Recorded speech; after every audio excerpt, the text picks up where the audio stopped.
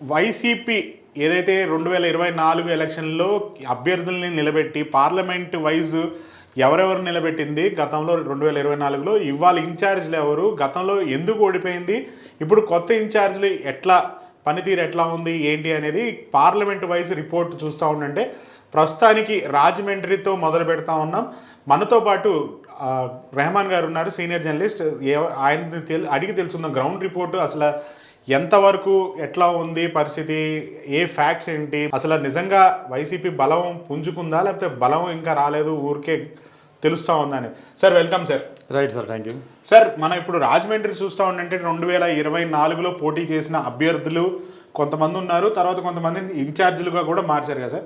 ఈ ఓవరాల్గా చూస్తే కనుక కొత్త ఇన్ఛార్జీలు ఎట్లా ఉన్నారు, పాత ఇన్ఛార్జీలు అంటే చేసిన తప్పిదాలు ఏంటి, లేకపోతే కొత్త ఇన్ఛార్జీలు చేసే కొత్త పనులు ఏంటి సార్, ఇది చూద్దాం నియోజకవర్గంగా.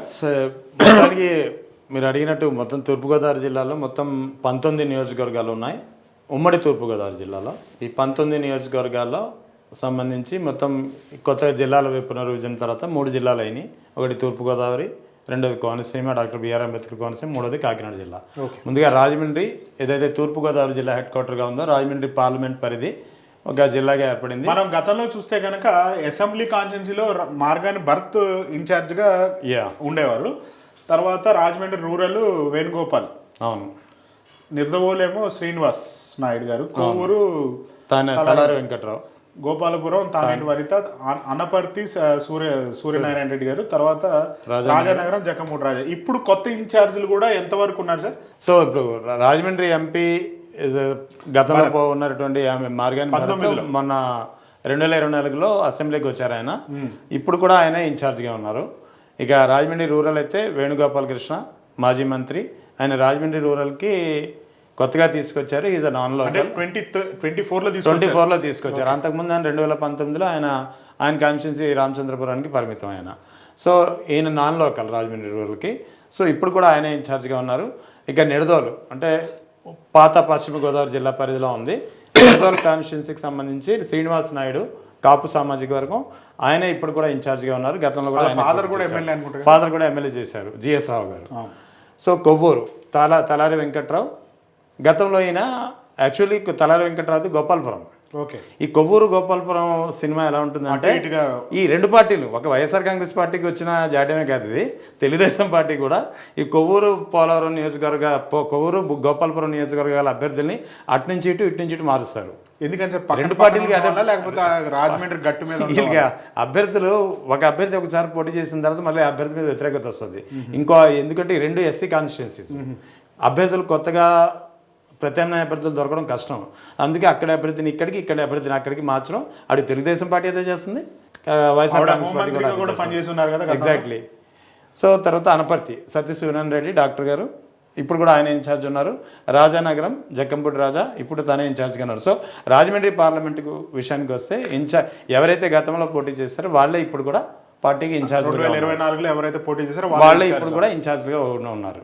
సో ఇది సార్ అసలు పరిస్థితి చూస్తూ ఉంటే ఎవరైతే వీళ్ళల్లో చూసారో మీరు, ఈ 24లో ఎవరెవరు పోటీ చేశారో వాళ్ళు ఎవరు కూడా ఒక్కళ్ళు కూడా గెలిచిన పరిస్థితి లేదు. సో అంటే ఈ లోపాలు ఏంటి sir? As a senior journalist మీరు గ్రౌండ్ లెవెల్లో ఉన్నారు, గతంలో చాలా పెద్ద పెద్ద మీడియా హౌసెస్లో పనిచేశారు. ఇలా ఓడిపోవడానికి కారణాలు ఏంటి? మనం ఇప్పుడు భరత్ గారిని తీసుకుంటే కనుక ఎంపీగా ఆయన రాజమండ్రికి చాలా పనులు చేసి ఉన్నారు. తర్వాత ఇప్పుడు ఆయన ఇన్ఛార్జ్ సిటీకి తీసుకున్న తర్వాత ఎందుకు ఆయన ఓటమి చూడాల్సి వచ్చింది? ఎందుకని అంటే ఇప్పుడు రాజమండ్రి సిటీ వచ్చేటప్పటికి వాస్తవానికి రాజమండ్రి సిటీ నియోజకవర్గం చాలా కొంచెం టిపికల్ రాజకీయాలు ఉంటాయి సార్. ఓకే. అది గతంలో కాంగ్రెస్ పార్టీ ఉన్నప్పుడు అదే పరిస్థితి, టీడీపీకి అది కంచుకోట అది రాజమండ్రి సిటీ. కారణాలు ఏమైనా కావచ్చు, అంటే టీడీపీ ఇక్కడ అభివృద్ధి చేసిందా, వైసీపీ అభివృద్ధి చేయలేదా అనేది అక్కడ అభివృద్ధి అనేది ప్రాతిపదిక కాదు. అక్కడ క్యాస్ట్ బేసిస్ పాలిటిక్స్ ఎక్కువ జరుగుతాయి. టీడీపీకి ఫస్ట్ నుంచి కంచుకోట. రాజమండ్రి సిటీలో బీసీ ఓటింగ్ చాలా ఎక్కువ. ఓకే. మిగతా నియోజకవర్గాలతో కంపేర్ చేస్తే రాజమండ్రి సిటీకి అనుకుని రూరల్ కానీ మీరు రాజానగరం కానీ, ఇది రాజానగరం యాక్చువల్లీ రాజమండ్రి మరోసారి డీలిమిటేషన్ అయితే రాజానగరం పేరు మై రాజమండ్రి ఈస్ట్ కావచ్చు అది పేరు. సో రాజమండ్రి రూరల్, ఈ రూరల్ రాజమండ్రి సిటీలోనే ఉంటుంది, కలిసే ఉంటుంది. రాజానగరం పేరు అంతే. ఆల్మోస్ట్ జిఎస్ఎల్ మెడికల్ కాలేజ్ కానీ గైట్ కానీ ఇవన్నీ అక్కడే ఉన్నాయి. ఓకే. సో ఇది ఒక రియల్ ఎస్టేట్గా రాజమండ్రి ఈస్ట్ వైపు డెవలప్ అవుతుంది ఇప్పుడు. ఓకే. సో ఇక్కడ రాజమండ్రి సిటీ వచ్చేటప్పటికి ఈ 2 నియోజకవర్గాల్లో కాపుల డామినేషన్ ఉంటాయి, సిటీ వరకు మాత్రం ఎప్పుడు బీసీ డామినేషన్. ఇందులో ఈ సిటీలో 42 వార్డులు ఉన్నాయి ప్రస్తుతానికి, మిగతా 8 వార్డులు రూరల్లోకి వెళ్తాయి. సో ఈ సిటీ వరకు వచ్చేటప్పటికి మార్గాని భరత్ అయితే తన మార్క్ అయితే చూపించాడు, అందులో నో డౌట్. 2000 మరి సిటీ డెవలప్మెంట్ కానీ, సిటీలో కొత్త కొత్త పార్క్స్ కానీ, జంక్షన్స్ యొక్క అభివృద్ధి కానీ, ముఖ్యంగా కంబాల్ చెరువు ఒక పార్క్ ఉంది, ఆ పార్క్ అయితే చాలా అసలు ఎలక్షన్స్ అప్పుడు వచ్చాను, అక్కడ చాలా తిరిగి చూస్తున్నాను. ఈవినింగ్ అమ్యూజ్మెంట్ కోసం చాలా మంచి మంచి ఏర్పాట్లు చేశారు.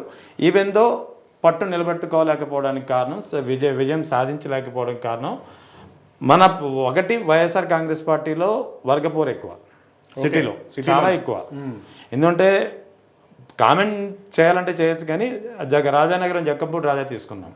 జక్కంపూడి ఫ్యామిలీ వీళ్ళు హోల్డ్ చేసేది రాజమండ్రి సిటీలో ఉంటారు వీళ్ళు. ఓకే, వాళ్ళ కాన్స్టిట్యున్సీ రాజానగరమైనా గతంలో జక్కంపూడి రామ్మోహన్ రావు వాళ్ళ ఫాదర్ ఉన్నప్పుడు రాజమండ్రి రూరల్ వాళ్ళది. తర్వాత రాజానగరం డీలిమిటేషన్ అయిన తర్వాత రాజానగరం వాళ్ళు ఎంచుకున్నారు, కాపులకి మరింత బాగుంటుంది కాబట్టి. సో అయితే వీళ్ళ ప్రభావం అదే చెప్తున్నాం, వీళ్ళ ప్రభావం ఖచ్చితంగా రాజమండ్రి సిటీ మీద ఉండద్దనే ఉంటుంది. ఓకే, అది అధినేత వైఎస్ జగన్ రాజమండ్రి విషయాలు కలగజేసుకోవద్దు అన్నా సరే ఉంటుంది, కలగజేసుకోమన్నా ఉంటుంది. అది అదే వాళ్ళ ఫాదర్ నుంచి వస్తున్నటువంటి ఆ లెగసీ కావచ్చు, పొలిటికల్ లెగసీ కావచ్చు, ప్లస్ రాజమండ్రిలో వీళ్ళకి ఉన్నటువంటి అనుచర వర్గం కావచ్చు. సో వీళ్ళు అవకాశం అయితే 3 నియోజకవర్గాలు తీసుకుంటామనే భావన ఇన్ఫ్లుయెన్స్ చేయగలరు కొద్ది గొప్ప. సో ఈ ప్రభావం భరత్ యొక్క విన్నింగ్ మీద పడింది. సో మార్గాని భరత్కి జక్కంపూడి రాజవర్గానికి కొద్దిగా వైషమ్యాలు విభేదాలు అయితే ఉన్నాయి, ఓపెన్గా ఉన్నాయి. ఇక రెండవది సిట్టింగ్ గత మాజీ ఎమ్మెల్యే రౌతు సూర్యప్రకాశ్రావు, అతను తూర్పు కాపుల సామాజిక వర్గం చెందినవాడు. సో అతను కూడా ఇన్ఫ్లుయెన్స్ చేయగలరు. కానీ ఈ మధ్యన భరత్తో ఇప్పుడు ప్రజెంట్ అయితే ఓడిపోయిన తర్వాత ఓటమి తర్వాత భరత్తో కొద్దిగా సయోధ్యతో ఉంటున్నారు. కానీ రౌతు సూర్యప్రకాశ్ 2024లో ఆయనకి పని చేయలేదా? పెద్దగా పని చేయలేదు. తర్వాత శ్రీకాకుళపు శివరామకృష్ణ అని ఇంకో ఆయన ఉన్నారు, ఏపీఐసికి ఉమ్మడి ఆంధ్రప్రదేశ్ ఉన్నప్పుడు చైర్మన్ చేశారు. వైశ్యాలో మంచి అతిపెద్ద నేత, వైశ్యాలో చాలా మంచి పేరు ఉంది ఆయనకి, మంచి పొలిటికల్గా కూడా రాజకీయం బాగా చేయగలడు. యాక్చువల్లీ రాజమండ్రి సిటీకి తనకి ఇస్తారని చెప్పి ఆశించాడు అతను. ఎందుకంటే ఇది ఇప్పటి నుంచి కాదు, వైఎస్ఆర్ హయాం నుంచి రాజమండ్రి సిటీ కోసం చాలాసార్లు ప్రయత్నించాడు, చాలాసార్లు అభాస్పాలైన పరిస్థితి. అంటే అతనికి టికెట్ దొరకలేదు. సో ఈసారైనా వస్తుందని ఆశించాడు. మళ్ళీ ఈసారి కూడా భరత్ని ఎంపీ నుంచి తీసుకొచ్చి ఎమ్మెల్యేగా పెట్టడంతో మన 2024 ఎలక్షన్లో ఆయన సెల్ఫ్గా అడిగినట్టు ఉన్నాడు కదా సార్, నేను ఎమ్మెల్యేగా భరత్ తనే ఎమ్మెల్యేగా వెళ్తానని కోరుకున్నాడు. సో దాంతో శివరామకృష్ణకి ఈసారి కూడా టికెట్ దక్కలేదు. సో దాంతో అతని వర్గం ఉంది, అతను దాదాపు ఒక 6 నుంచి 7 వార్డుల్లో ప్రభావితం చేయగలడు. అంటే అప్రాక్సిమేట్గా 8,000 ఓట్లు ఉండొచ్చు. రాజమండ్రి సిటీ మీకు 2 లక్షల ఓటింగ్ ఉంది సార్, 2,10,000 అంత ఓటింగ్ ఉంది. సో అందులో బీసీ ఓటింగ్ ఎక్కువ, ఆ తర్వాత కాపులు కానీ మైనార్టీలు చాలా తక్కువేయాలండి. సో ఓవరాల్గా భరత్ విషయానికి వచ్చేటప్పటికి భరత్ ఓటమికి వైసీపీలో ఉన్నటువంటి వర్గపూర్వక కారణమైతే, రెండవది ఈ ఎలక్షనీరింగ్ సరిగా చేసుకోలేకపోయాడు. అదైతే సింగిల్ మ్యాన్ షో చేసుకున్నాడు. తన చుట్టూ ఎవరైతే ఒక కోటరీ అనుకోవచ్చు వర్గం కొంతమంది చేరారో వీళ్ళు ఎలక్షనీరింగ్ చేయడంలో లాస్ట్ 4 days అనేది ఎప్పుడు ఎలక్షన్స్కి కీలకం. పోలింగ్కి ముందు 4 రోజుల ముందు చేయాల్సినటువంటి ఎలక్షనీరింగ్ అనేది ఏ ఎన్నికైనా చాలా కీలకంగా ఉంటుంది. మార్గాన్ భరత్ వాళ్ళ ఫాదర్ కూడా మంచి పేరున్న వ్యక్తి కదా సార్, ఆయన బీసీలో మంచి నేత, ఆయన బీసీలో గౌడ సామాజిక వర్గం వెళ్ళి మంచి పేరున్న నేత, చాలా సౌమ్యుడు. కానీ ఆయన ఇన్ఫ్లుయెన్స్ పెద్దగా పనిచేయలేదు సార్. ఎందుకంటే ఆయనకు సైలెంట్గా ఉన్నారు. 2019 భరత్ ఎంపీగా ఉన్నప్పుడు యాక్టివ్గా ఉన్నాడు. బట్ 2024 భరత్ ఎమ్మెల్యేగా పోటీ చేసేటప్పటికి ఆయన పెద్దగా బయటికి రాని పరిస్థితి, కొద్దిగా లోపలిగా అంతర్గతంగా. బ్రిడ్జ్ కట్టింది దివాన్ చెరువు బ్రిడ్జ్. ఆ బ్రిడ్జ్ యాక్చువల్లీ జక్కంపూడి రామ్మోహన్ రావు ఉన్నప్పుడు, వైఎస్ఆర్ ఉన్నప్పుడు జరిగింది. 4th బ్రిడ్జ్ గోదావరి మీద. So land mark development, city development అయితే భరత్ బాగా చేశాడు, అందులో డౌట్ లేదు. సో భరత్ యొక్క ఓటమికి కారణాలు ప్రధానంగా ఒకటి పార్టీలో అంతర్గతంగా ఉన్న విభేదాలు, వర్గపోరు అని చెప్పాలి, విభేదాలు కూడా కాదు, ఆధిపత్య పోరు. మేమంటే గొప్ప అంటే మేము మా ఆధిక్యం ఉండాలంటే మా ఆధిక్యం. రెండవది టీడీపీకి ఇది కంచుకోట, మూడవది బీసీ సామాజిక వర్గం. అంటే ఇతను హీజ్ ఎ గౌడ సామాజిక వర్గం ఓట్లు చాలా తక్కువ. మళ్ళీ బీసీలో కూడా చాలా ఉన్నాయి. శెట్టి బలిజ ఇతర బీసీలు ఎక్కువ, గౌడ చాలా తక్కువ. సిటీ వరకు వస్తున్నాను. సో ఈ కారణాలన్నీ అతను ఓటమికి కారణమే. మరో ప్రధానమైన కారణం లాస్ట్ మినిట్లో అతను ఎలక్షనీరింగ్ చేసుకోవడంలో విఫలమయ్యాడు. ఓకే, ఇది భారత్ ఓటమికి ప్రధానమైన కారణం. ఇప్పుడు కూడా అతనే ఇన్ఛార్జ్గా ఉన్నాడు. ఈ మధ్య ఇప్పుడు పొజిషన్ ఎలా ఉంది అంటే ఈ 1.5 year తర్వాత ఎట్లా ఉంది? ఇప్పుడు పొజిషన్ ఎలా ఉందంటే వాస్తవానికి భరత్ అప్పటి నుంచి ఎప్పుడైతే ఓటమి పాలాడో అప్పటి నుంచి 1-2 నెలలు సైలెంట్గా ఉన్నాడు. కానీ తర్వాత మళ్ళీ తిరిగి యాక్టివ్ అయిపోయారు. పార్టీకి సంబంధించినటువంటి అన్ని కార్యక్రమాలను యాక్టివ్గా నిర్వహిస్తున్నట్టు ఫీడ్బ్యాక్ వస్తుంది. అటు పార్టీకి కూడా అదే ఫీడ్బ్యాక్ వస్తున్నట్టుంది. సో ఓవరాల్గా గ్రౌండ్ స్థాయిలో కూడా is attending all the issues particularly. అయితే ఇప్పుడు భారత్కి ఇప్పటికిప్పుడు ఎలక్షన్ జరిగితే రాజమండ్రి సిటీ మీద భారత్కి పట్టు వచ్చే అవకాశం చాలా వరకు ఉంది. ఎందుకు ఉంది అంటే అది భారత్ చేసుకున్నటువంటి కృషి అనే కంటే కూటమి ప్రభుత్వంపై చాలా వ్యతిరేకత కనిపిస్తుంది. సో కూటమి ప్రభుత్వంపై వ్యతిరేకతతో పాటు అక్కడ ఇప్పుడు సిట్టింగ్ ఎమ్మెల్యే, ఇప్పుడు టీడీపీ ఎమ్మెల్యే మన కేంద్ర మంత్రి రామ్మోహన్ నాయుడు బావ ఆదిరెడ్డి శ్రీనివాస్ వాసు అంటారు. ఆదిరెడ్డి వాసు మీద చాలా ఆరోపణలు తీవ్రంగా ఉంటున్నాయి. ఆరోపణలు ముఖ్యంగా అది బ్లేడ్ బ్యాచ్లు, రౌడీజము ఇలాంటి గ్యాంగ్ని వెంటబెట్టి తిరుగుతున్నారని, సెటిల్మెంట్ దందాలు చేస్తున్నారని. వాళ్ళు కూడా వాళ్ళ ఫాదర్ ఒకప్పుడు వైసీపీ ఎమ్మెల్సీ ఆదిరెడ్డి అప్పారు. ఆయన యాక్చువల్లీ టీడీపీ. ఆయన వీళ్ళ మదరు ఆదిరెడ్డి వాసు వాళ్ళ mother Rajahmundry municipal corporation chairman చేశారు ఆవిడ. సో పొలిటికల్ ఫ్యామిలీ, ఫస్ట్ నుంచి టీడీపీలో ఉన్న ఫ్యామిలీ, మధ్యలో కొద్ది కాలం వైఎస్ఆర్ కాంగ్రెస్ పార్టీలో చేరారు. తిరిగి ఎమ్మెల్సీ పదవి అనుభవించి మళ్ళీ జంప్ అయి మళ్ళీ టీడీపీకి సొంత గుట్టుకు వెళ్ళిపోయారు. సో అక్కడ టీడీపీకి సంబంధించి గోరంట్ల బుచ్చ చౌదరికి ఆదిరెడ్డి అప్పారావు వర్గానికి అసలు పడదు, లేదా మళ్ళీ ఈ 2 వర్గాలకి అసలు పడదు. ఇక్కడ అంటే అతని సీట్ ఏమో sir బుచ్చ Chowdary seat Rajahmundry rural అది. సో భారత్ ఇప్పటికిప్పుడు ఎన్నికలు జరిగితే మాత్రం ఖచ్చితంగా భారత్కి కూటమి ప్రభుత్వంపై ఏదైతే వ్యతిరేకత గత కొద్ది కాలంగా పెరుగుతుందో అది అతనికి ప్లస్ అయ్యే అవకాశాలు ఉన్నాయి. అతను పని చేసుకుంటే ఇంకా బాగా చేసుకోగలుగుతాడు. ఎగ్జాక్ట్లీ చేయగలడు. యంగ్ చదువుకున్న అతను ఖచ్చితంగా అదే ఎలక్షనీరింగ్ చేయగలగాలి, అందరినీ పోలరైజ్ చేయగలగాలి, ఈ వర్గ పోరుని అధిగమించి ముందుకెళ్ళగలగాలి. చూద్దాం సార్ ఆయన ఏం చేస్తాడో ఏంటో మనం. తర్వాత రాజమండ్రి రూరల్ సార్, ఇది గతంలో కూడా మనం చాలాసార్లు మీరు నాకు ఆఫ్ ద రికార్డ్ చెప్పారు, ఇది టూరిస్ట్ స్పాట్ లాగా టూరిస్ట్ ఎమ్మెల్యే పోటీ చేస్తూ ఉంటాడు వచ్చి, ఎవరు కూడా లోకల్ నుంచి ఉన్న వాళ్ళు ఎవరు చేయరని. ఇప్పుడు ఈయన వేణుగోపాల్ కూడా వేరే కాన్స్టిట్యున్సీ నుంచి, అవును ఆయన రామచంద్రపురం నుంచి వచ్చాడు. అది ఇప్పుడు కూడా ఇన్ఛార్జ్ ఆయన గతంలో మంత్రిగా కూడా పోటీ చేసినట్టు పనిచేశారు. ఇప్పుడు ఎట్లా ఉంది సార్ ఆయన పరిస్థితి? సో రూరల్ పరిస్థితి వచ్చేటప్పటికి రూరల్ నియోజకవర్గంలో ముందుగా చెప్పినట్టు అక్కడ కూడా బీసీ అండ్ కాపు డామినేషన్ ఎక్కువ. ఈయన బీసీ అనుకుంటా సార్? ఈయన బీసీ. ఓకే. సో ఇక్కడ ఇతను లాస్ట్ టైం ఈయన ఓడిపోవడానికి ప్రధానమైనటువంటి కారణం నాన్ లోకల్. ఓకే. తీసుకొచ్చి ఎక్కడో రామచంద్రపురం నియోజకవర్గం తీసుకొచ్చి ఇక్కడ క్యాండిడేట్లు లేనట్టు ఇక్కడ తీసుకురావడం అనేది పార్టీ చేసినటువంటి, అంటే ఎవరు కూడా గ్రౌండ్ లెవెల్లో ఈయనకి సపోర్ట్ చేయడం అట్లాంటివి ఏం జరగలేదు ఖచ్చితంగా. ఎందుకంటే మార్గాని భరత్ తన ఎమ్మెల్యేకి కన్ఫైన్ అయిపోయాడు కాబట్టి అతను పెద్దగా పట్టించుకోలేదు. బికాజ్ అతను గతంలో ఎంపీ అయినా ఈసారి అతను 2024 ఎలక్షన్లో అతను ఎమ్మెల్యేగా పోటీ చేశారు కాబట్టి అతను రూరల్ మీద దృష్టి సారించారు. అంటే ఇప్పుడు కూడా లోకల్ నాయకుడిని ఎవరిని పెట్టకపోవడానికి కారణం ఏంటి సార్? అంటే పెట్టకపోవడానికి కారణం అంటే ముఖ్యంగా బీసీ, అక్కడ బీసీలు ఎక్కువగా నెగ్గిన పరిస్థితి. అంటే ఇప్పుడు నేను అనేది ఒక కాన్స్టిట్యున్సీలో ఒక పార్టీకి ఒక నాయకుడు బిల్డ్ చేయలేరంటారా? ఎందుకంటే మళ్ళీ అతను వేరే కాన్స్టిట్యున్సీ కదా. యాక్చువల్లీ ఉన్నారు ఇంతకుముందు వేణుగోపాల్ కృష్ణ టికెట్ ఇవ్వక ముందు తీసుకొచ్చి ఇన్ఛార్జిగా చేసి ఎలక్షన్ కొద్ది రోజుల ముందు జరిగింది. అవును, ఫస్ట్ నుంచి కాదు. ఈసారి మంత్రం వేశారు కదా సీట్లని, అటు ఇటు సీట్లు వైఎస్ జగన్ అటు ఇటు దాదాపు 80 సీట్లు అటు ఇటు మార్చిన ప్రక్రియలో ఒక నియోజకవర్గం Rajahmundry rural. So actually Chandan Nageswararao మన చందన బ్రదర్స్ చందన్ నాగేశ్వరరావు అతను ఆశించాడు కదా చాలా కాలం ఇన్ఛార్జ్ అక్కడ. పార్టీ కార్యక్రమాలు 2024 ఎన్నికల వరకు పార్టీ కార్యక్రమాలన్నింటిలోనూ ఆయన పార్టిసిపేట్ చేశారు. వాళ్ళిద్దరు భరత్కి చందన్ నాగేశ్వరరావుకి మంచి అసోసియేషన్. ఇది ఎప్పుడైతే చివరి నిమిషంలో వేణుగోపాల్ కృష్ణ తీసుకొచ్చి సీట్ ఇచ్చారో న్యాచురల్గా చందన్ నాగేశ్వరరావు అంత ఫుల్ ఫ్లెడ్జెడ్గా పని చేయలేదు ఒకటి. రెండవది ఆశిస్తున్నాడు సార్ ఆయన సీటు. ఇప్పుడు ఖచ్చితంగా సీట్ ఆశిస్తున్నాడు, అతను సీట్ ఆశిస్తున్నాడు. ఇంకా జక్కంపూడి రాజా సోదరుడు జక్కంపూడి గణేష్ అతను ఇప్పుడు ఆ రూరల్ మీద కన్నేశాడు. ఓహో, ఇంకొక సీట్ ఇంకొక సీట్ కోసం ఆల్రెడీ ఒకటి రాజానగరం వాళ్ళకి పర్మనెంట్గా జగన్ రాసి ఇచ్చేసినట్టున్నారు.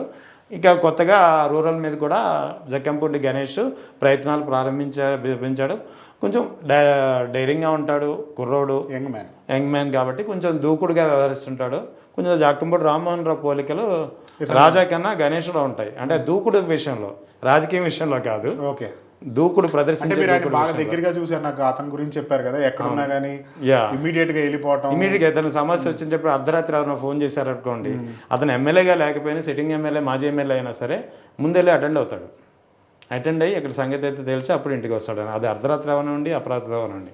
సో అందుకే జక్కంపూడి రామ్మోహన్ రాజశేఖర రెడ్డి గారు వర్గం కదా సార్. అది రాజశేఖర రెడ్డికి అసలు ఈస్ట్ గోదావరి కాదు, కానీ ఈస్ట్ గోదావరి అనే కంటే కోస్తాలో, ఈ నార్త్ సౌత్ కోస్తాలో, అసలు సెంట్రల్ కోస్తాలో జక్కంపూడి వైఎస్ఆర్కి అత్యంత ఆత్మీయుడు ఎవరైనా ఉన్నారంటే అది జక్కంపూడి రామ్మోహన్ రావు. రైట్, అందులో డౌట్ లేదు. అందుకే ఆ ఫ్యామిలీ కూడా ఆ లాయల్టీ అప్పటి నుంచి చూపిస్తుంది. ఆ విషయంలో ఆ ఫ్యామిలీని మనం తప్పుపడడం లేదు. వర్గపూర్వం ఇవన్నీ ఉంటాయి తప్ప ఒకళ్ళ ఓటమికి ఇంకోళ్ళ కారణం ప్రత్యక్షంగా కానీ పరోక్షంగా కారణాలు వెనకాల బైబ్యాక్స్ చేస్తుంటారు. కానీ బట్ లాయల్టీ విషయానికి వచ్చేటప్పటికి ఏదైతే వైఎస్ఆర్ విషయంలో లాయల్టీ కంటిన్యూ అయిందో అదే లాయల్టీని జగన్మోహన్ రెడ్డి విషయంలో ఆ కుటుంబం మొత్తం చూపిస్తుంది. అందులో మనకి వేరే థాట్ లేదు. సో ఇక్కడ గోపాలకృష్ణ విషయంలో ఆ బీసీ నాన్ లోకల్ మారుస్తారని అంటారా సార్ మీరు? మారిస్తేనే అక్కడ మనకి విజయం దక్కుతుంది. ఓకే, అంతవరకు ఇప్పుడున్న కూటమి ప్రభుత్వంపై ఇప్పుడు వ్యతిరేకత ఉన్నా అక్కడ క్యాండిడేచర్ అనేది కొద్దిగా వైసీపీకి కొద్దిగా మైనస్ ఉంది. Right sir. సార్ ఇక నిర్దవోలుకి వస్తే కనుక ఈ శ్రీనివాస్ నాయుడు గారు ఎవరైతే ఉన్నారో, గతంలో వాళ్ళ ఫాదరు తర్వాత ఇప్పుడు వాళ్ళ అబ్బాయి ఇద్దరు కూడా ఫ్యామిలీ పోటీ చేసిందే కదా సార్. కొత్త క్యాండిడేట్ ఎవరు లేరు కదా? కొత్త క్యాండిడేట్ ఎవరు లేరు. శ్రీనివాస్ నాయుడు కాపు సామాజిక వర్గము, నిడదోల్లో కూడా కాపు సామాజిక వర్గం బలంగా ఉంటుంది. కానీ యాక్చువల్లీ కందుల దుర్గేష్ గారి అసలు కాన్స్టిట్యున్సీ అనుకుంటా కదా సార్ ఇది? కాదు. ఇప్పుడు కందుల దుర్గేష్ అక్కడికి వచ్చారు. కందుల దుర్గేష్ వాస్తవానికి ఇప్పుడు ఎవరైతే నిడదోలు ఎమ్మెల్యేగా జనసేన నుంచి నెగ్గారో, మంత్రిగా ఉన్నారో పర్యాటక శాఖకి, అతను యాక్చువల్లీ అతని constituency Rajahmundry rural. Rajahmundry rural Janasena ticket ఖచ్చితంగా వస్తుంది అని చెప్పి తాను ఆశించడమే కాకుండా పవన్ కళ్యాణ్ కూడా నేరుగా ఎలక్షన్ ముందు అనౌన్స్ చేసిన పరిస్థితి. జనసేన నుంచి రాజమండ్రి రూరల్కి మీ అభ్యర్థి కందుల దుర్గేష్ అని ఓపెన్గా అనౌన్స్ చేశాడు. ఆయన గతంలో వైసీపీలో కూడా చేసి అయితే వైసీపీ ఫస్ట్ కాంగ్రెస్ ఆయన వైఎస్ఆర్కి మంచి, ఇలాగే జక్కమూడి రామ్మోహన్ రావు వర్గం ఆయన కూడా రామ్మోహన్ రావు వర్గం ఆయన. రామ్మోహన్ రావు వర్గంలో రామ్మోహన్ రావు కోటాలో ఆయనకి ఎమ్మెల్సీ వచ్చింది. అటు మంచి వాగ్దాటి, చదువుకున్న వ్యక్తి, మంచి వాగ్దాటి, అసలు మాట్లాడుతుంటే ఒక్క పొరపాటు కూడా దొరకదు. అంటే అంత ఫ్లూయెన్స్గా మాట్లాడగలడు, అది సబ్జెక్ట్ ఏదైనప్పటికీ.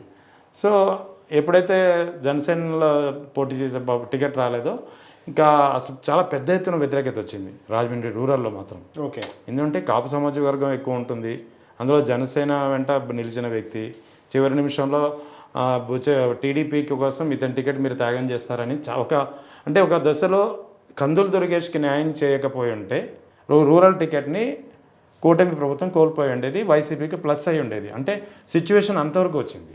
సో దాంతో ఏం చేయాలో తెలియక అప్పుడు నిడదోలుకి టికెట్ కన్ఫర్మ్ చేశారు. ఓకే, ఇది కూటమి ప్రభుత్వం చివరి నిమిషంలో తీసుకున్నటువంటి నిర్ణయం.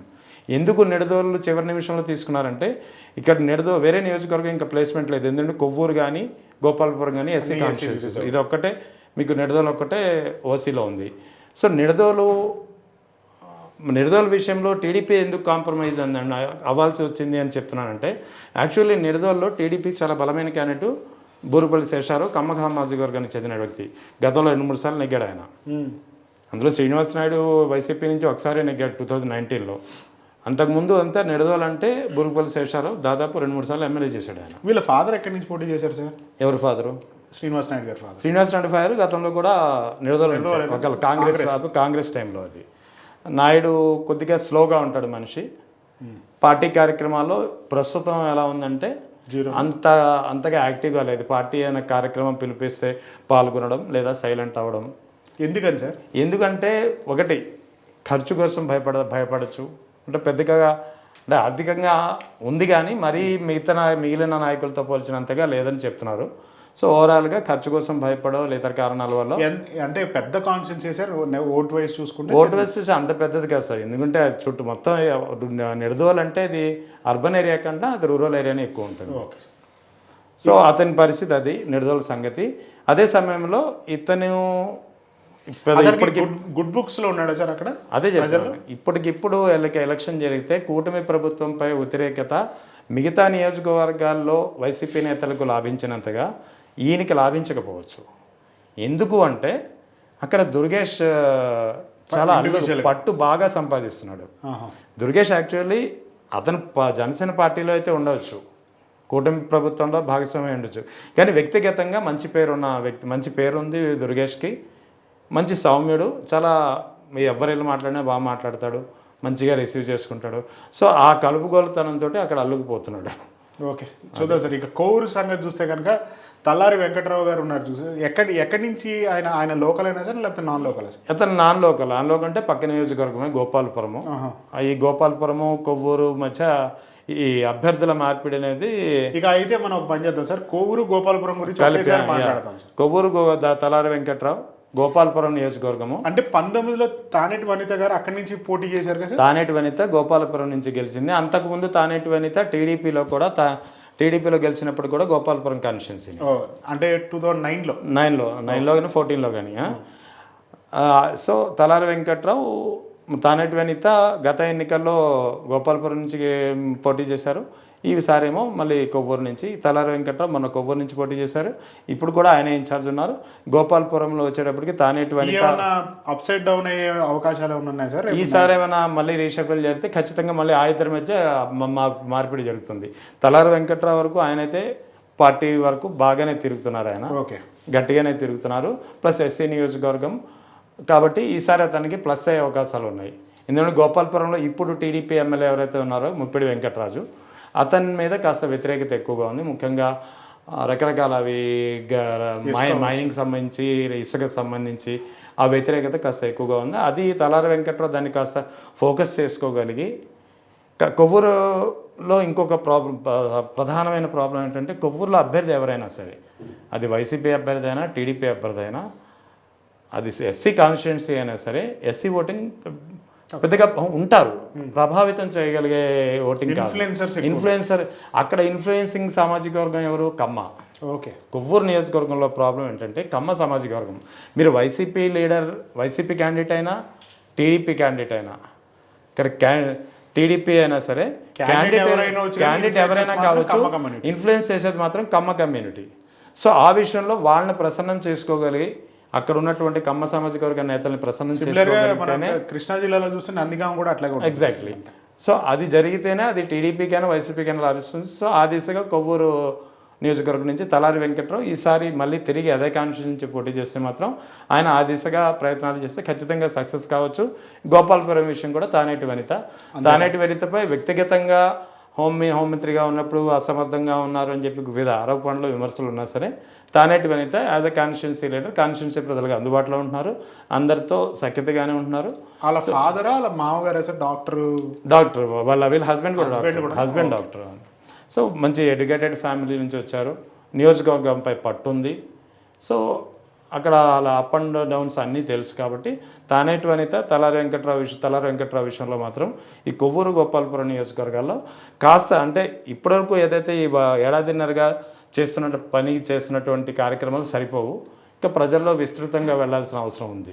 అంటే ఇంకా టైం ఉంది కదా సార్? ఇంకా టైం ఉంది కాబట్టి పర్లేదు సార్. ఇక మోస్ట్ అంటే రెడ్డి నామినేటెడ్ కమ్యూనిటీ ఏదైతే రాజమండ్రి పార్లమెంట్లో ఉందో అది అనుపర్తి కదా సార్? అది పోయినసారి చూస్తే ఒకేసారి సీటు షఫ్లింగ్ చేశారు ఎవరు, మన కూటమి వాళ్ళు. ఇప్పుడు దానివల్ల ఏమన్నా సత్యనారాయణ గారు ఓడిపోయారా సార్ లేకపోతే? లేదు, అక్కడ కూటమి సీట్ షేరింగ్ వల్ల ఓడిపోలేదు. ఓకే. యాక్చువల్లీ సత్యసూర్యనారాయణ రెడ్డి సామాజిక వర్గం అనపర్తిలో ఎక్కువ ఓటింగ్ కూడా వాళ్ళే, ఇన్ఫ్లుయెన్సర్స్ కూడా వాళ్ళే, సామాజిక వర్గం ఓటు పరంగా సామాజిక వర్గం వాళ్ళే ఆధిక్యం, ఇన్ఫ్లుయెన్సింగ్ పరంగా కూడా వాళ్ళే ఆధిక్యము. సో అక్కడ పోటీ ఎప్పుడు రెడ్ల మధ్య ఉంటుంది, అది వైసీపీ కావచ్చు, టీడీపీ కావచ్చు, ఏదైనా సరే రెడ్ల మధ్య. నాన్ రెడ్డి ఇప్పుడు వచ్చి ఎవరు కాంటెస్ట్ చేయలేదు అక్కడ. కంటే నెగ్గిన ఎంత ఉంటుంది సార్ ఓటింగ్ రేపు ఓటింగ్ అక్కడ కూడా మీకు 2 లక్షల వరకు ఉంది. రెడ్డి డామినేటెడ్ అన్నాం కదా, రెడ్డి డామినేటెడ్ మీకు దాదాపు 40% ఉంటుంది సార్ ఖచ్చితంగా. సత్యనారాయణ రెడ్డి మంచి లీడింగ్ డాక్టర్ ఆయన, ఇది జనరల్ ఫిజిషియన్ ఆయన యాక్చువల్లీ. అంటే ఈ అనుపర్తి కూడా రాజమండ్రికి దగ్గర కనెక్టెడ్ ఉంటుంది. కనెక్టెడ్ జస్ట్ మీకు 30 కిలోమీటర్స్ అంతే, రాజమండ్రి సిటీ నుంచి just 30 kilometres. So Satyanarayana Reddy గత ఎన్నికల్లో విజయం సాధించారు. ఈసారి ఇతనికి అపోనెంట్గా టీడీపీ నుంచి గెలిచింది రామకృష్ణారెడ్డి నల్లమిల్లి. ఈయన సత్యసూర్యారెడ్డి, ఆయన నల్లమిల్లి సూర్యనారాయణ రెడ్డి. అదే నల్లమిల్లి కుటుంబం నుంచి గతంలో కాంగ్రెస్ నుంచి కూడా ఎమ్మెల్యేలు ఉన్నారు. నల్లమిల్లి రామకృష్ణారెడ్డి ఫాదర్ నల్లమిల్లి మూలారెడ్డి, అతను టీడీపీకి right from formation of the TDP నుంచి ఉన్నారు. సో మూలారెడ్డి నుంచి లెగసీ తీసుకుని రామకృష్ణారెడ్డి రాజకీయాల్లోకి వచ్చారు. రామకృష్ణారెడ్డికి దూకుడు ఎక్కువ, నోటి దురుస్థానం ఎక్కువ అని చెప్పి ఒక పేరు ఉంది. సో సత్యసూర్యనారాయణ రెడ్డి ఏంటంటే సౌమ్యుడు, పెద్దగా వాస్తవంగా వృత్తిపరంగా డాక్టర్ కాబట్టి పెద్దగా గొడవలకి పోయి దూకుడుగా వెళ్ళడం అటువంటిది తెలియదు. అతను కూడా నియోజకవర్గం ఇతని డ్రాబ్యాక్ ఏంటంటే నియోజకవర్గానికి సంబంధించినటువంటి అభివృద్ధి పనులు కానీ ఏవి చేయలేకపోయారనే విమర్శ గట్టిగా ఉంది. ఇటీవల అందుకే నల్లమిల్లి రామకృష్ణారెడ్డి ఎమ్మెల్యే అయిన తర్వాత ఇటీవల జన్మభూమి స్టాప్ అనేది, జన్మభూమి ఎక్స్ప్రెస్ ఉంది కదా వైజాగ్ నుంచి సికింద్రాబాద్కి, డే ఎక్స్ప్రెస్ చాలా కీలకమైన ఎక్స్ప్రెస్, అది చాలా ఫాస్ట్గా బాగుంటుంది, అందరికీ అందుబాటులో ఉన్న ఎక్స్ప్రెస్. అది బాలయ్య టైంలో లాంచ్ అయింది అది. సో జన్మభూమి ఎక్స్ప్రెస్ అనపర్తి హాల్ట్ కావాలనే కోరిక చాలా కాలం నుంచి ఉంది. వాస్తవానికి ఒక ట్రైన్ హాల్ట్ అయినా అనుకోవచ్చు, కానీ దాన్ని ఆ విషయంలో నల్లమిల్లి రామకృష్ణారెడ్డి మైలేజ్ తీసుకున్నంతగా ఇతను చేసుకోలేకపోయాడు. ఓకే సార్, ఇక్కడ నాకు ఇంకో చిన్న డౌట్. అనపర్తిలో ఎవరైతే రెడ్డి కమ్యూనిటీ ఉందో వాళ్ళు బిజినెస్ వృత్తి ప్రకారం రాజమండ్రి వస్తుంటారు. రాజమండ్రిలో వీళ్ళ ఇన్ఫ్లుయెన్స్ ఏమి ఉండదా సార్? ఉండదు సార్, ఉండదు. వీళ్ళు కేవలం వ్యాపారపరంగా వస్తారు, మార్నింగ్ వస్తారు, ఈవినింగ్ వాళ్ళ కలెక్షన్స్ ఏవో ఉంటాయి, తీసుకుని మళ్ళీ ఈవినింగ్ నైట్ కల్లా అనపర్తి ఇళ్ళకి వెళ్ళిపోతారు. సో రాజకీయ పరంగా వీళ్ళ ఇన్ఫ్లుయెన్స్ ఏమి రాజమండ్రి సిటీపై ఉండదు. కేవలం వాళ్ళ రెడ్డి సామాజిక వర్గాన్ని ఇన్ఫ్లుయెన్స్ అనేది కేవలం. ఇప్పుడు ఎట్లా ఉన్నారు సార్, ఆయన యాక్టివ్గా ఉన్నారా డాక్టర్ గారు? ఈ డాక్టర్ గారు అయితే ప్రస్తుతం యాక్టివ్గానే ఉన్నారు. కానీ అదే సమయంలో అక్కడ టీడీపీ లాస్ట్ మినిట్లో బీజేపీ కేటాయించడంతో నల్లమిల్లి రామకృష్ణరెడ్డి బీజేపీకి మారి అదే టికెట్ని ఆయన తీసుకుని కంటిన్యూ అయ్యారు. రైట్ సార్, ఇక్కడ వెళ్తే రాజానగరం మనం జక్కంపూడి ఫ్యామిలీ గురించి డిస్కస్ చేస్తా ఉన్నా ఇందాక నుంచి. ఇక వాళ్ళ హోమ్ కాన్స్టెన్సీ అనుకోవచ్చు. జక్కంపూడి రాజా గారి పరిస్థితి ఎట్లా ఉంది సార్? ఆయన చాలా యాక్టివ్గా ఉన్నారా? No doubt. జక్కంపూడి రాజా 2019లో రాజా సాఫ్ట్ మనిషి, అది చాలా సాఫ్ట్, కానీ అందరినీ కలుపుకుని పోతాడు, అందులో డౌట్ లేదు. చాలా ఓపిక ఎక్కువ మనిషికి, చాలా ఓపిక ఎక్కువ, చాలా చిన్నోడు, చాలా ఓపిక ఎక్కువ. నియోజకవర్గంలో అంటే నేను కూడా స్వయంగా చూశాను. 2019 నుంచి 2024 మధ్యలో ఎమ్మెల్యేగా పనిచేసినప్పుడు ఎంత ఓపిక అంటే ప్రతిరోజు కాన్స్టిట్యున్సీలో అన్ని గ్రామాలు తిరిగేవాడు. మీకు Dharmavaram MLA Kethireddy Venkataramireddy good morning Dharmavaram అంటూ ఏ విధంగా అయితే ఆయన సోషల్ మీడియాలో ఫోకస్ అయ్యాడు, ఇతను ఫోకస్ అవ్వలేదు. కానీ ఇతను వాస్తవంగా ఎంత తిరిగాడనేది మాలాంటి అక్కడ లోకలైట్స్గా మా అందరికీ తెలుసు. ఎందుకంటే ఏ రోజు మేము ఫోన్ చేసినా ఏదైనా పని మీదగా ఏదైనా మాట్లాడడానికో ఎప్పుడు కాన్స్టిట్యున్సీలో ఏదో గ్రామంలో తిరుగుతూనే ఉండేవారు ఆయన. సో రాజా జక్కంపూడి రాజా చూస్తే కనుక కేవలం కూటమి అక్కడ పోటీ చేయడం వల్లే వాళ్ళు ఖచ్చితంగా. ఎందుకంటే రాజానగరం కాన్స్టిట్యున్సీ అనేది పక్కాగా కాపు డామినేటెడ్ ఏరియా. అది కాపు ఓటింగ్ చాలా ఎక్కువ. కాపుల తర్వాత కొద్దిగా కమ్మ ఓటింగ్ ఉంటుంది, ఆ తర్వాత దళిత ఓటింగ్ ఉంటుంది. సో ఎప్పుడైతే జనసేన టీడీపీ కలిసాయో బీజేపీ ఎఫెక్ట్ పెద్దగా లేదు అక్కడ. ఓకే, బీజేపీ ఎఫెక్ట్ అసలు తూర్పుగోదావరి జిల్లా వ్యాప్తంగా ఇక్కడ ఉండదు పెద్దగా. వాళ్ళ వల్లే వచ్చే ఎంపీ మాత్రం బీజేపీ నుంచి గెలిచారు సార్. అవును, బీజేపీకి చెప్తాను, ఆ కథ వేరే ఉంది, చెప్తాను మీకు. రాజానగరం వచ్చేటప్పటికి కాపు డామినేటెడ్ ఓటింగ్ కావడంతో ఎప్పుడైతే జనసేన టీడీపీ టైప్ అయిందో అక్కడ ఉన్నటువంటి కాపులు ఓటింగ్ అంతా నిజంగానే చాలా అసలు ఎవరు ఊహించని విధంగా పోలరైజ్ అయిపోయింది.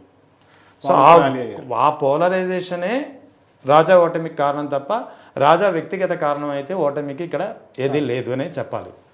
సో ఇప్పుడు ఒకవేళ ఎన్నికలు జరిగితే ఖచ్చితంగా ప్లస్ పాయింట్ అవ్వచ్చు. ఒకవేళ ఇదే పోలరైజేషన్ నడిచినా సరే. ఎందుకంటున్నా అంటే అక్కడ ఇప్పుడు టీడీపీ నుంచి గెలిచినటువంటి బత్తుల రామకృష్ణ కొత్తగా యాక్చువల్లీ రాజా అనుచరుడు అనుకుంటా కదా, రాజా అనుచరుడు, వాళ్ళ వైఫ్ ఏమో వైసీపీ నుంచే ఎంపీపీ కింద గెలిచిన పరిస్థితి.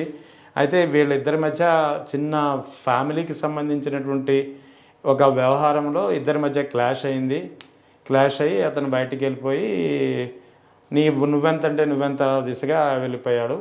వెళ్ళిపోయిన తర్వాత రీసెంట్గా జనసేన టికెట్ తెచ్చుకుని ఈ కూటమి ఎఫెక్ట్లో నెగ్గాడే తప్ప బత్తుల రామకృష్ణ విజయం అయితే కాదు అది. ఇది ఇక్కడ మన జక్కంపూడి రాజా విషయంలో డిఫీట్ అనేది జక్కంపూడి రాజా డిఫీట్ కాదు, కేవలం కూటమి ఎఫెక్ట్ అని ఎలా చెప్పానో అదేవిధంగా ఈ విషయంలో ఇది బత్తుల రామకృష్ణ విషయంలో కదా, అది బత్తుల రామకృష్ణ విజయం కాదు, కూటమి ఎఫెక్ట్ విజయం అతనికి సేమ్ అన్నమాట రిప్లై అవుతుంది. సరే, ఇక రాజమండ్రి పార్లమెంట్ ఎవరైతే బీజేపీ గెలిచిందో చూస్తా ఉంటే ఒకే ఒక బీజేపీ క్యాండిడేట్ ఇక్కడి నుంచి ఉన్నారు పార్లమెంట్ అసెంబ్లీకి ఇచ్చింది. అవును, కానీ పార్లమెంట్ ఒకేసారి అంత మెజార్టీ ఎట్లా వచ్చింది సార్? రాజమండ్రి పార్లమెంట్ విషయంలో ప్రతిసారి ఇదే జరుగుతుంది. రాజమండ్రి పార్లమెంట్ ఒక విధంగా చెప్పాలంటే ఒక్క ఉండవేలి అరుణ్ కుమార్ హయాంలో తప్ప, కానీ ఆయన కూడా కానీ లాంగ్ బ్యాక్ సెటిల్డ్ రాజమండ్రి. ఎప్పటి నుంచో రాజమండ్రి మీద జక్కంపూడి రామ్మోహన్ రావు, ఉండవేలి అరుణ్ కుమార్ కలిసి రాజకీయాలు నడిపిన అడ్డా కాబట్టి అదే అతను యంగ్స్టర్స్ నుంచి కాలేజ్ ఫస్ట్ నుంచి మంచి క్లోజ్ అసోసియేషన్, అది పార్టీలో కూడా కొనసాగింది. ఒకవేళ ఉండవేలి అరుణ్ కుమార్ పార్టీలోకి కాంగ్రెస్ రాజకీయాల్లో రావడానికి కారణం కూడా జక్కంపూడి రామ్మోహన్ రావు. మంచి వాగ్దాటి, అన్ని భాషల్లో ఇన్ఫ్లుయెన్స్ చేయగల వ్యక్తి కాబట్టి నడిచింది. సో ఇక్కడ రాజమండ్రి పార్లమెంట్ విషయంలో ఫస్ట్ నుంచి అది జమున రాజమండ్రి ఎంపీగా ఎప్పుడో పనిచేశారు. తర్వాత మురళీమోహన్, ఆ తర్వాత మురళీమోహన్ కంటే ముందు కపిలేశ్వరపురం జమీదారు ఎస్పీపీకే సత్యనారాయణ, ఆయన కూడా బీజేపీ నుంచి గెలిచిన పరిస్థితి. సో మొత్తానికి నాన్ లోకల్స్ వచ్చి అక్కడి నుంచి ఎంపీగా గెలిచిన పరిస్థితులు ఎక్కువగా ఉన్నాయి. రాజమండ్రి సిటీ ఏంటంటే అది గోదావరి ప్రాంతం కాబట్టి అందరికీ ఆతిథ్యం ఇస్తుంది అని చెప్పుకోవాలి. సో వైజాగ్ లాగా అనుకోవచ్చా? వైజాగ్ లాగా అంతే. వైజాగ్లో కూడా నాన్ లోకల్స్ ఎక్కువ, అక్కడ లోకలైట్స్ కన్నా. అదే ఎప్పుడు కూడా లోకల్ ఎంపీ ఎవరో గెలవరు, అక్కడ నాన్ లోకల్స్ ఎక్కువ ఉంటారు. సో రాజమండ్రి కూడా అదే పరిస్థితి. అంటే మొన్న బీజేపీ ఎందుకు నెగ్గిందంటే బీజేపీ గాలి ఏం కాదు, ఇక్కడ కేవలం తెలుగుదేశం, జనసేన ఈ ఇద్దరి ఎఫెక్ట్ వల్లే రాజమండ్రి సీటు మరోసారి బీజేపీకి వెళ్లాల్సిన పరిస్థితి. Right sir, thank you sir. ఇప్పుడు వరకున్న లేటెస్ట్గా సర్వేలు చూస్తూ ఉండంటే కనుక చూసి అప్డేట్స్ ఇచ్చారు సార్. దాని తర్వాత వేరే పార్లమెంట్ వైజ్ కూడా మేము లేటెస్ట్గా అప్డేట్ ఇస్తూ ఉంటాం. చూస్తూ ఉండండి మా ఛానల్. Thank you.